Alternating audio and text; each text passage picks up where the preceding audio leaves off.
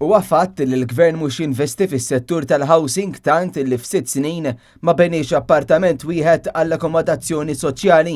Iżda dan il-fatt kompla jiġi konfermat mill-Uffiċċju Ewropew tal-Istatistika li żvela kif Malta 0.6% biss tal-ispiża tal-Gvern tmur għal housing soċjali.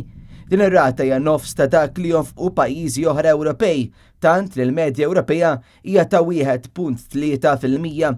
Ftit tal-jiem ilu stħarriġ mill-Eurobarometru wera li wara l-kwistjoni tal-barranin, il-housing u l-prezz tal-proprjetà huma l-akbar inkwiet għall-familji f'Malta. Il-kap tal-Partit Nazzjonalista Irlandelija tkellem ripetutament dwar dan in-nuqqas serju min-naħa tal-Gvern. Anki esponenti laburisti bħal Jana minn Tofbland u Semi Mejlaq ma ddejqu xejn ċanfru lill-Gvern li qed jonqos bi kbir f'dan is-settur. Intant id-dejta tal-Eurostat dwar in-nefqa tal-Gvern għal-2017 titfa' dawl fuq ir-realtajiet varji. Fejn tidħol għajnuna soċjali għal persuni b'diżabilità din tammonta għal 2.7% tan-nefqa tal-Gvern, anki hawn rata li hija nofs tal-medja Ewropea.